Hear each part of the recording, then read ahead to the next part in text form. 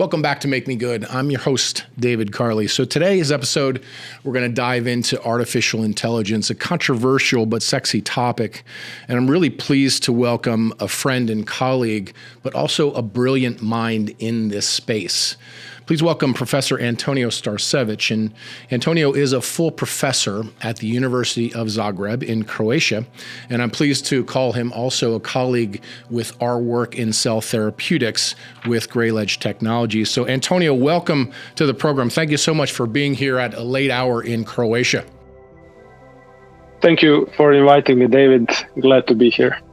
Yeah, so let's start off general, and then maybe we can drive it down into more specific things that you and I are working on with the team. But I wanted to get your impression. So everywhere you look nowadays, you cannot escape the reach of artificial intelligence, which seems to be permeating virtually every element or aspect of society.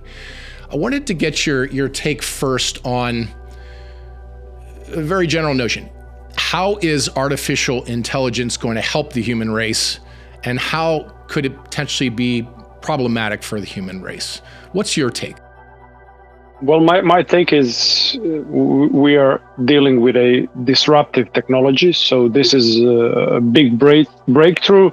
The technology itself is not novel in a sense that there's some new algorithm or something like that. I mean, it's been there for quite some time, but it's the synergy between the advancements in the development of predominantly we're talking about graphic cards, and then the ability to use vast amounts of knowledge. So basically to leverage the databases, which accumulated a lot of data, more or less all of the data we have right now. And we are in a position that today we have average human is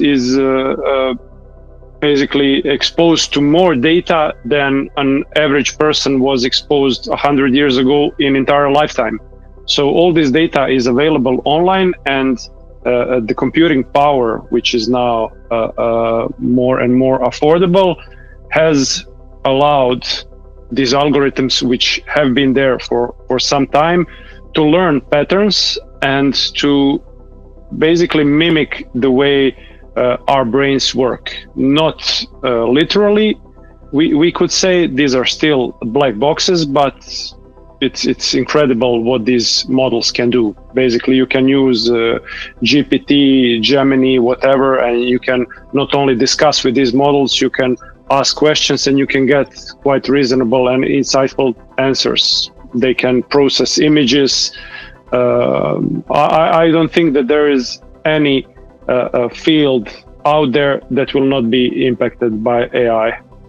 Yeah, I think there's a healthy skepticism / fear about the unknown of what AI brings to our future, and the pace of its permeability is pretty impressive so far. Should people be worried, or is AI not at the point where it's a threat in the foreseeable future? What's your take?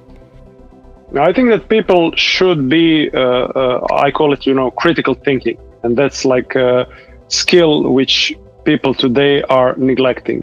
So people should be critical of AI. Why? Because I think that the most descriptive way of saying this would be to quote people who are behind the development of AI, and they say themselves that they do not understand how these models operate.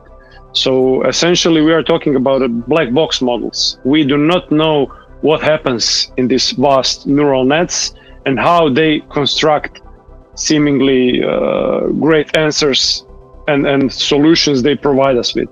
So that fact that we do not understand this process completely is something we should be worried about. So as I was listening to you talk, I was thinking of cryptocurrency and our lack of complete understanding of that as well. Yet there's this drive towards embracing it as a future currency. Now I'm hearing you say something similar regarding artificial intelligence. I guess the purpose of artificial intelligence is it learns on its own, correct?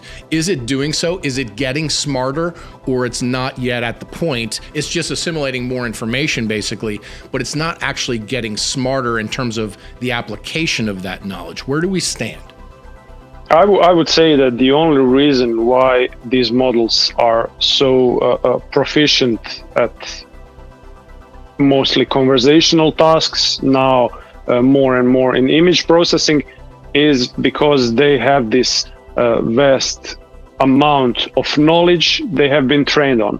So when it comes to training, this AI, it's not unlike other machine learning models. Essentially, you have two types of training: unsupervised and supervised. Mm-hmm. So unsupervised training would mean that you expose a model to a large amount of data and the model learns on its own.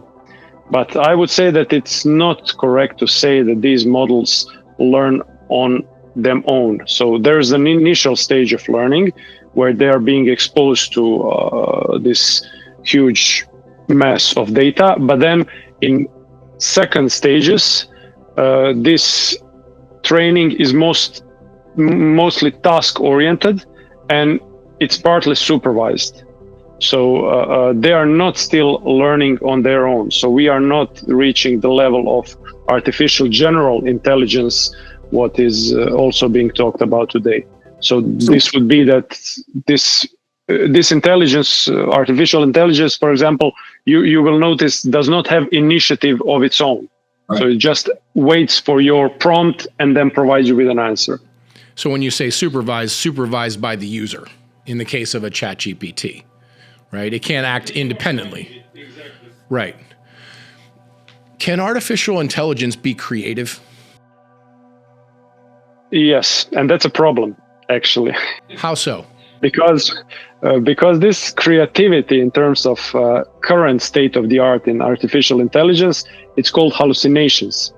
So just to describe, because we do not know fully, and we might not know this in foreseeable future to grasp how this neural network actually operates, what happens inside. The problem is that whatever question you pose, you will get some answer. So some string of tokens will be generated. And sometimes the answer you get is actually quite wrong. For example, you could ask something from history and you can get a total artifact. So something completely made up. And that's called hallucination. And that's something that is, let's say, unwanted byproduct of the design of this neural network, is that it always gives you an answer, even if it's wrong. Is there a way for it to acknowledge its wrongness? Is that possible? Does it have that capability? No, not so far. So what I might suspect that engineers in Google and DeepMind and Meta and Anthropic, other companies might be doing, the fact that a lot of these agents and tools are being offered for free might be that we are all part of this testing and learning phase. So by providing another prompt, like cueing the AI, no, you gave me wrong information or something, it's actually improving itself. So I don't know if most people might not be aware of that, but when you use AI like GPT or Gemini, it actually stores your inputs, your queries in its general database or in a compartmentalized database? Because so one of the things I interact with ChatGPT a lot, I find it fascinating, but it learns a lot about me. It learns about my preferences. It learns about how I write. It learns about how I speak, how I present myself. Does that go into a general large language model database, or is it somehow compartmentalized to me, considering that every other person is doing the same thing? It's mostly compartmentalized to you. So the great thing about this, and actually most of these new models, so mostly when you're using GPT or Gemini, we are talking about large language models. Right. So these large language models are really good at recognizing the context of your queries, and they recognize some patterns. So for example, even if we take your browser, your search history, or your set of conversations with an AI, it tells a lot about you as a person. So it's like a fingerprint. Fingerprint is unique. Your continuous interaction with these models leave a fingerprint, and it's actually learning quite a lot about you, the same way as a human would learn who talks with you daily. For example, your relatives, your friends, co-workers. So how is that different from we know we're being listened to, right? Because marketing is channeled back to us via social media or engagement with the internet. How is it different from that? Interactions with GPT, for example. Yeah, it's different because the marketing aspect is mostly just listening for some keywords, and then these keywords get processed and you get a commercial related to that cue. In this sense of GPT, what it does, these neural networks actually have something called attention mechanism. So they pay attention to the context of your queries. So it's a difficult concept to explain and to make simple. But when we use words, the same word can have a different meaning for two people. Mm-hmm. And it takes a while for, I know this as a teacher, and it takes a while for, explaining a more difficult concept, which might be one single word, to another person. The advantage these models have is that they have been trained on such vast knowledge that they learned a lot of this conceptualized information. But I would say that that's also one of the, you might say, drawbacks, because I think it might hamper at least current artificial intelligence to be truly creative, in a sense that it's able to invent something completely new. Because all it does, it gives you like some average meaning of every concept out there. Okay, right. Is that reasonable?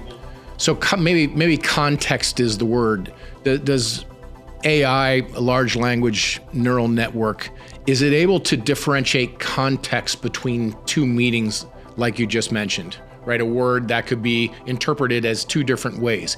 Can it differentiate between those two and assimilate a response based on that difference? Yes, exactly. I mean, initially I was, when I started working in this domain. Now, this is not primarily my field, so I'm a bioinformatician.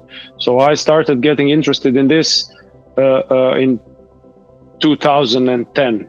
Sometimes around that time, and there was the first algorithm or the first method I was interested in was called latent semantic analysis. And this latent semantic analysis, what it does, it captures the let's say meaning of a word in a way that it creates like a set of numbers, a vector representation. So what it does, each word for AI, it doesn't do words. What AI does, you can imagine a multi-dimensional space, not 2 dimensions, thousands of dimensions. And each word is like a point, like imagine a whole universe, and you have coordinates of stars, planets, and so on. So words are coordinates in this multi-dimensional space.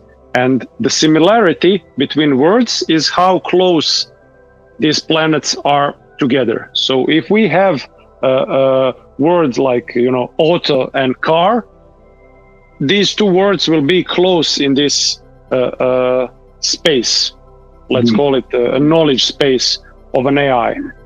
What AI, the current AI, also does, what this latent semantic indexing was not able to do, it also recognizes the part of human grammar. So we do not use only words, we put words in sentences. So in sentences, there's grammar, there's syntax. So it also learns relations between words, and it also learns that words can have different meanings depending on placement in the text. So if we call this like polysemy or synonyms, we can have like different words, completely different entities, but carrying the same meaning. Or in terms of polysemy, we can have the same word having a different meaning if we put it in a different kind of sentence. So these models can recognize this, and that's a huge advancement over the early models like latent semantic indexing. I think for latent semantic indexing, the inventor said, and I think it was the Bell Industries which originated this type of research, that the knowledge of words for latent semantic indexing is the knowledge of, let's say, an educated nun on the topic of sex, for example. No practical meaning, but the concept, the idea is somehow, learned. So I think it's a great analogy. Is there some comfort to be taken in the limitations of AI in terms of its, I don't want to, perhaps invasive isn't the word, invasiveness into our lives? Should people be worried about giving ChatGPT information about themselves? Is that something people should be worried about? Well, I cannot say in general, but I am worried about it. What I find comforting is I suspect that it would be difficult to really, focus on something, on a person in this vast amount of interactions these models are being exposed to daily, because millions of people are using this. And I think that the limiting factor would be storing all this information. And now I'm not a proponent of conspiracy theories. I cannot think of some rationale why and how could this information be used, let's say, negatively. But I could imagine scenarios where some, sensitive information and things like that could be jeopardized by putting them or giving access. So ChatGPT isn't your friend. It's still a tool, a resource at this point. And I think the limits of human interaction with artificial intelligence in that large language model context, are people misinterpreting what chat means? I mean, so many people are interfacing with GPT or Gemini or the other popular platforms, almost like an adaptation of a human-to-human interaction, but now it's human-to artificial intelligence interaction. What should people be cautious about when they're engaging ChatGPT conversationally on a daily basis? Well, that's a good question, and question I actually didn't. I stumped Professor Antonio. I feel like I've accomplished something today if I have challenged Antonio with a question. I love it. Yeah, I think there is a reason to worry, and but it's hard to pinpoint what. So what I teach my students is actually I'm looking at is currently AI tools and models. Actually, it's different models we're talking about. They can be well, in terms of your profession and what you're dealing with, they can be a great help, or they can be a crutch which just doesn't allow you to build your own means and your own, let's say, mental muscle. So if you are overly reliant on these tools, I would say that the biggest concern now, when I'm thinking about it, when you said it, is that you will somehow or at least I now think so, you will lose the ability of critical thinking. You will become less critical. You will become dependent on this tool, and you will start, well, that's, the line of least resistance. You will start just taking these advices, let's say, because most people use it for that, for granted, which I think is wrong. I mean, if you injure your leg, you will take crutches for a while, and then you will drop them because otherwise your leg will not function properly, never probably. I think it could happen with this kind of tools, that brain is in a way a muscle, something we need to keep active. And I'm not sure if we're keeping it active if we are constantly relying on the output of these tools, because you said it. Well, these are tools. Yeah. Great point and a valid. I see it in myself, Antonio. The more I interact with it, the more I start to just use it when I could solve whatever question I was asking it myself, because it's faster and it's more convenient. So I see it happening in me, and every time it happens, I'm like, oh boy, I got to still exercise the brain and continue to use it for this, that, or the other thing. So great perspective. Last question, and then I want to talk a little bit about our work with stem cell therapies. Should we trust what are the limits of trust of artificial intelligence at this point in time? How much should people trust it? Well, there are great tools, and I think, for example, Notebook LM is something I use a lot, because what we haven't discussed, there are many implementations of these models. So, for example, the large language models like GPT are not restricted, so they use everything they were trained on. But you have things like retrieval augmented generation. So you could have like a large language model, but which is constrained on, let's say, a set of documents you provide it with. So it will not, let's say, hallucinate or try to fold an answer around something outside of the scope you gave. So in that regard, I would say that you could trust it, but you should always verify the answers you get independently, either by using a different model or just by using Google. I'm talking from my perspective. I use it mostly for something scientific. So I will never trust it blindly. I will always validate the answers I get. Let me give you a real-time example, because I know this is happening. People are inputting their health information and asking ChatGPT about a diagnosis, for example, or a perspective on their blood work. Should we be relying on ChatGPT's response? Obviously, ChatGPT is not a physician, nor are they claiming to be, by the way, to be fair. But I know people are doing this, and they're getting responses. How much should we trust those responses? I would consider that, there's a saying here in Croatia, at least, as they always say, when something serious, you should ask always for 3 different opinions. So I would treat this just as an additional opinion, but I would never, in terms of something medical, and you said it correctly, these models are instructed always to put a disclaimer. I wouldn't trust it. Why?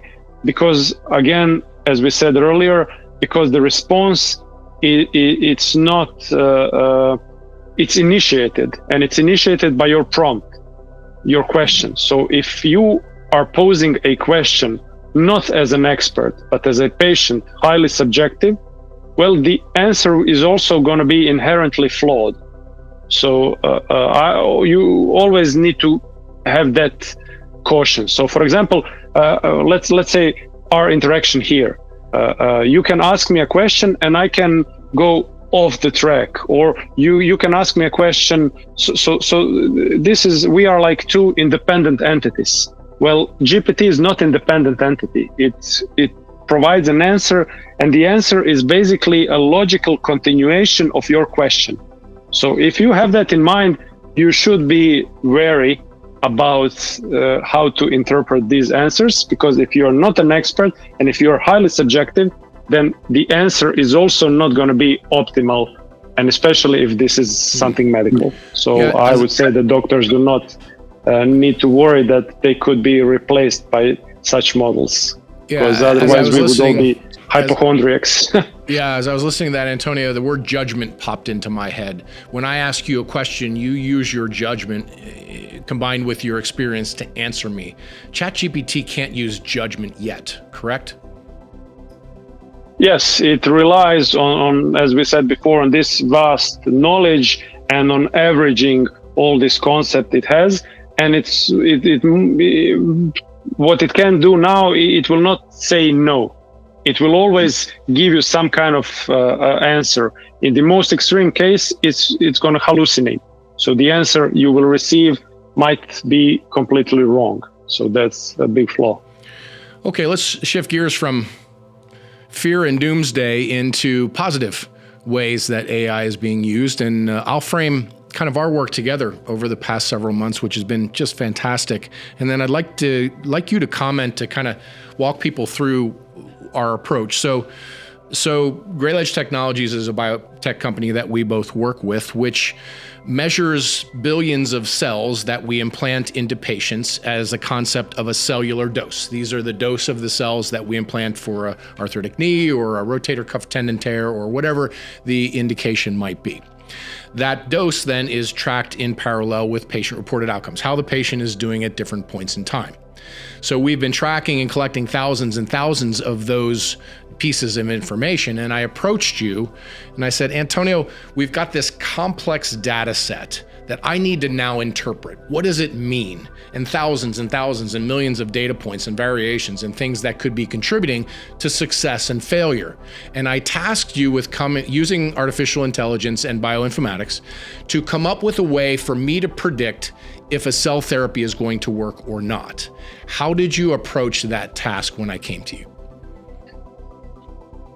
Well, first, my initial approach was to assess your data. So if you, as someone who is doing this kind of work, by nature, I'm very inquisitive, and I also can get obsessed. And because the topic, the things you're doing, I really like. Not only because I tore my Achilles, I was doing a lot of sports, so I have a lot of experience, unfortunately negative, with injuries, so I know how relevant your work is. I was really, really interested in what you are doing. Also because in bioinformatics, I mostly do with genomes, epigenomes, and so on. So this was like a nice,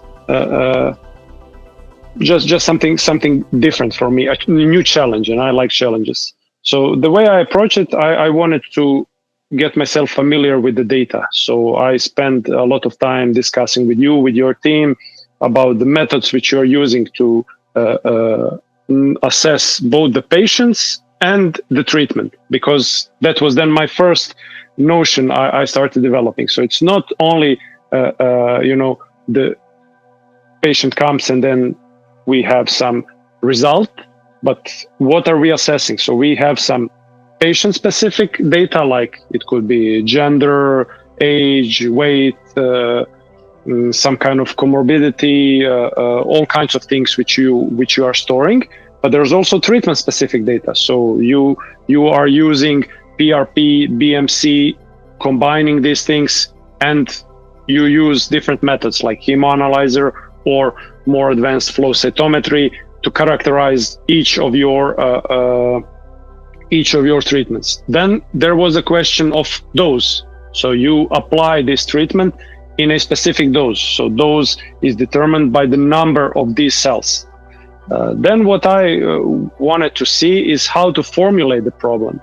And that was basically the first breakthrough which we did. So if you want, we can discuss that. Yeah, in layman's terms, just so, because I want people to understand how we're working together and using AI to advance the field of cell therapies and how it's going to help us be more accurate and ultimately be more effective. So translate how AI has talked back to me, if you will, and what it's telling me to make my application of a stem cell treatment work better for someone who's exploring it.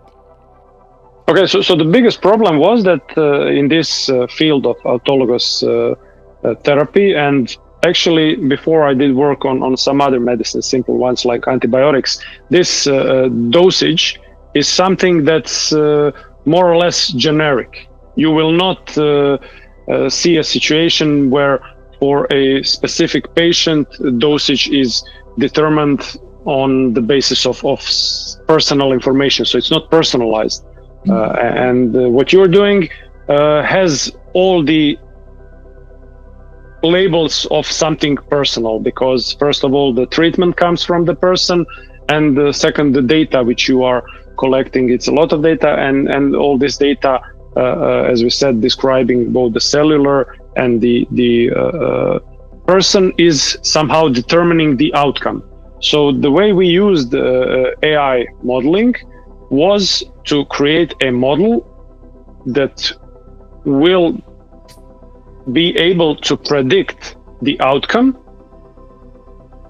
based on the features which I described, like age, baseline pain, so on. So without knowing the outcome, predicting the outcome. And the way we did it, we used your data set. We divided your data set into training set and testing set. So testing set is always, in terms of machine learning, a part of the data, in your case, part of the patient, which the model never sees during the training. It's something where we test the model on. Mm-hmm. And the training phase, when it was done, we evaluated several of the different architectures of the models. Now, not going into big details, but basically, I like your analogy. You said it's like a secret sauce recipe. So we found which features in what kind of relations guide the outcome to a positive direction. So we do not know the mechanism based on your data, but we can quite reliably predict the outcome based only on the description of the treatment, so your cell counts, and some small information from the patient, like baseline pain, age, or something. But even just looking at the cellular makeup of the treatment itself is sufficient to predict majority of outcomes. Yeah. I remember... For that is fascinating. I remember the day that your first kind of feedback to me after we'd been working on this for some time, after 20 years of work, you basically told me that you could use this system to predict outcome. And that's something that we had always hoped we would be able to get to. Now, why is that important? Well, these are expensive procedures. So what I wanted from this system was to be able to accurately determine whether a particular problem in a particular patient applied with cell therapeutics would be worth their money, worth their expense, worth their health investment. And what you gave me was a way in which to handicap the likelihood of success as it pertains to their unique features, their age and sex and body mass index and their medications and past medical history and diagnostic, on and on and on and on. And this was a major thing, as I told you when it happened, that it's a game changer, and we're still validating. Obviously, this isn't something we just launch, but it was the first time I was able to see the vision of where we could go, which a future in which we could input someone's information and their baseline blood counts, and your programming will tell me exactly what biologic to make, the different cell counts and the doses and so forth, to give them the best chance for a successful outcome. And that is a massive step for our field. Can't be underestimated. Now I'll talk a little bit about our next step, which is to take the personalization further and look at their actual DNA and the epigenome, and describe the epigenome for people who may not know what that is. Well, during the building of these models and testing them, as I said, we noticed that even when we remove the patient-specific features, which I call invariables, because why? Because the treatment you can change, but you cannot change your age, your gender, and so on. We noticed that the performance of the model does not drop significantly. So we get quite high and useful predictions. Precision stays high. We can predict both responders and non-responders using only cellular features. And then we said that the only plausible explanation, following the Occam's razor principle, would be that it's the genomic and epigenomic component that actually determines those cell counts which you observe both in your raw material, whether it's the aspirate or the blood, and of course in the concentrated treatment, because it's autologous. It comes from the patient, and that's a big advantage both for your data set and for your approach. So that gave us the notion that if we delve deeper into this genetic makeup, that we could actually also decipher, not only make these models more precise, because essentially what we are looking, why some person has more leukocytes, less PRP or whatever, it's the genetics which is driving this. And epigenetics. I mean, the difference, maybe just to explain, genetics, it's like the operating system. It's a code which doesn't change, at least not drastically. Epigenetics, it's what is, turning on and off genes. It's not coded on the genome. It's a layer above, and it can be modified through long-term life choices, diet, and so on. So looking at these two added set of features would really open up new venues of both research and progress in this field. So my hope, and then I'll have you comment on this, my hope is that this deeper layer of measuring someone's DNA, their genomics, and the environment which influences the expression of those genes, their epigenome, will allow us to more specifically customize a treatment, not only to work better, but to make it more precise for that individual. So we'll treat you different from me, different from the next person, based not just on the cell count, but on their unique genetic signature and the environment which is influencing the expression of that DNA. Is that something that's within reach in our near future? Well, we said, we won't disclose everything we work on, but even in the current setup, I think there is a real possibility that we can optimize even using the existing data, and we discussed that. But if we go in this direction of gathering data based on genomics and epigenomics, there's all kinds of things which we could do. So this information would give you the ability of linking, let's say, a person's diet, or following the person long term through, let's call it a custom-made AI agent, which would then make your therapy work not for a year or two, but maybe throughout this person's lifetime. Because what you are actually doing is you are reintroducing live cells. So this is not a treatment in terms of taking antibiotic or something. These cells actually establish themselves in a place of injury, and if we know the genetic and epigenetic makeup of the person, and if we have the data which you are collecting, adding data about diet, adding data about the lifestyle, exercise, and so on, we can look for correlations between these new features and epigenetic markers. So we could, for example, find that for some person, some change in lifestyle could lead to prolonged efficacy of your therapy, which would be a big thing. So there's a whole bunch of things. I also have a course which is called nutrigenomics, and actually it's aiming for this epigenetic changes. So through we know, for example, now newest research says that vitamin D, which is the most important vitamin in terms of, let's say, bone health, is also adding longevity because it affects telomeres. So this is something we could learn by, and this was actually learned from genomic and epigenomic studies, which were then correlated with questionnaires about, let's say, food habits, lifestyle habits, and so on. So the take home and the uniqueness of this AI resource that we've created, and you really were the driving force behind that, is it allows me to consider innumerable variables in isolation and in unlimited combinations.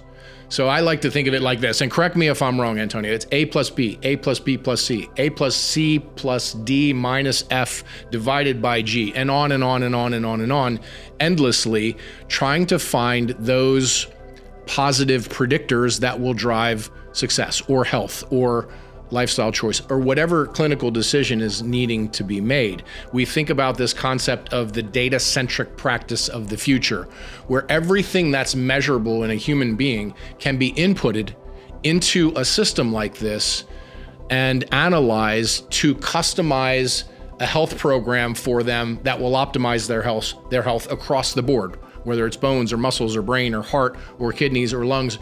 Anything goes, and the potential of this resource, we're piloting in stem cell therapeutics, but it's unlimited in its capacity to give us feedback that can allow the doctor to use his or her judgment to apply what we've learned from the AI to make someone better.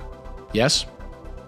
Exactly. I mean, you gave a good overview. The way what excites me most with your data is the fact that okay, now we used the cells which you count in order to be able to predict the outcome and perhaps to optimize the treatment so that we can push more non-responders into the desired outcome, which is response. So and the way we measure this response is not only that you have a better function, but less pain, and that the patient is overall more satisfied. But what you said, that if we integrate genomics, epigenomics, and if we add more data, then I mean it's possible to correlate all kinds of features. So you could imagine not a GPT, but let's call it, I don't know, Grayledge AI system, where you can constantly query this system. Today, I will eat this kind of food. Will this contribute to my recovery? And the system, because the system knows your cell counts, the system knows your genetic and epigenetic markup, it can actually just decipher the content of the food which you gave as a query, and it can tell you the value of this choice for your outcome. And your outcome in this case is your recovery.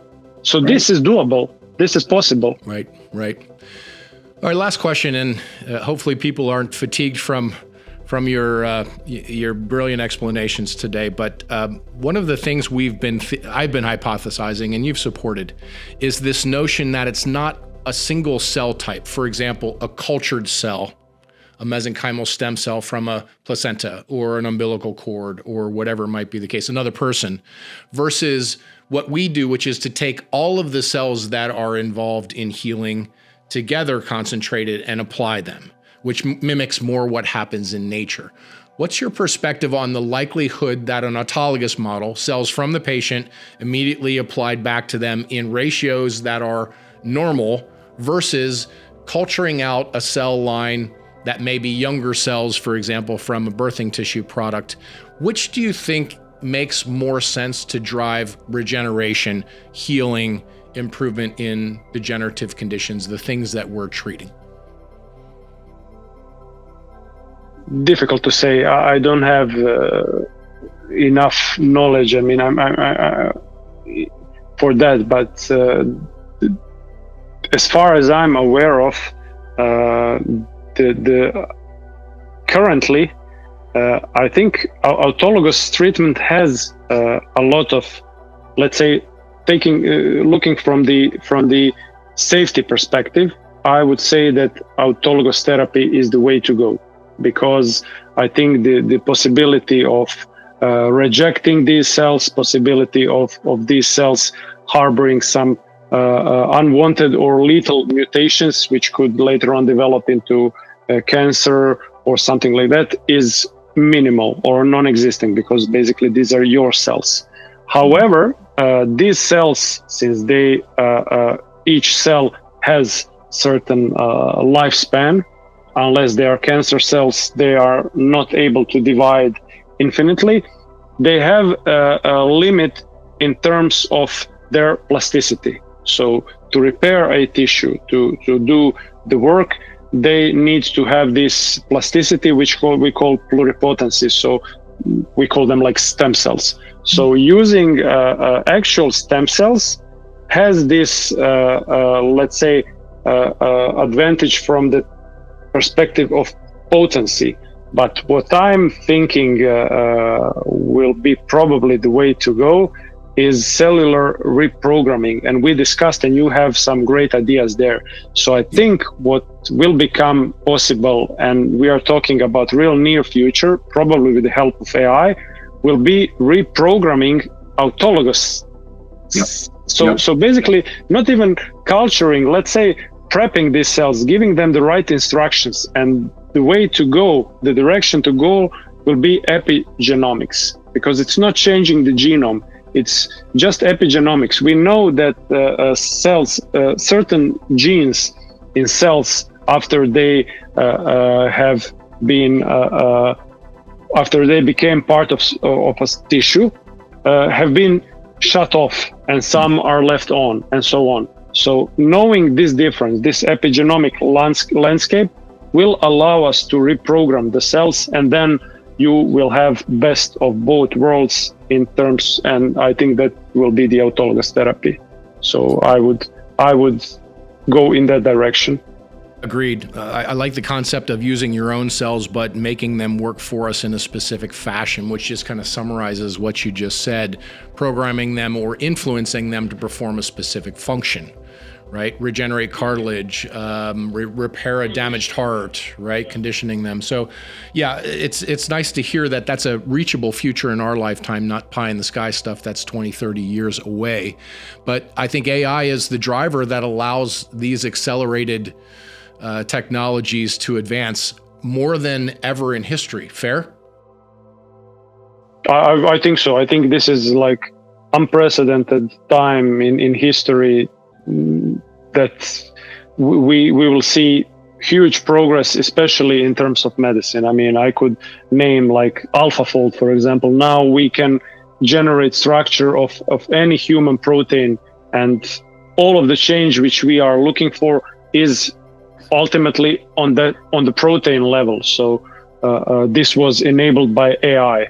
So who knows what else will be enabled with AI. Well, I appreciate the time, as always, my friend. I always learn when I talk with you, and such a privilege to be able to work with you on this. I can't describe to people how excited I was to be able to bring you onto the team and have you in our corner and take advantage of that very, very large brain. So I appreciate you. I appreciate you taking the time to explain to those who are listening the good and bad of AI, but I hope we're the good guys and we're using it for good, and we'll be successful in our quest. So thank you for being here as always, and we look forward to talking with you again. Thank you, David. I mean, learning goes bidirectional here. I mean, it's a real knowledge transfer, because without you, I wouldn't know anything about autologous therapies and this field of science and therapy, which is really fascinating for me also. So thank you for the opportunity, and thank you for hosting me here. Of course. Most of the time I'm just trying to keep up with you, so I'm doing my best. So far, so good. Thanks, Antonio. We'll see you again soon.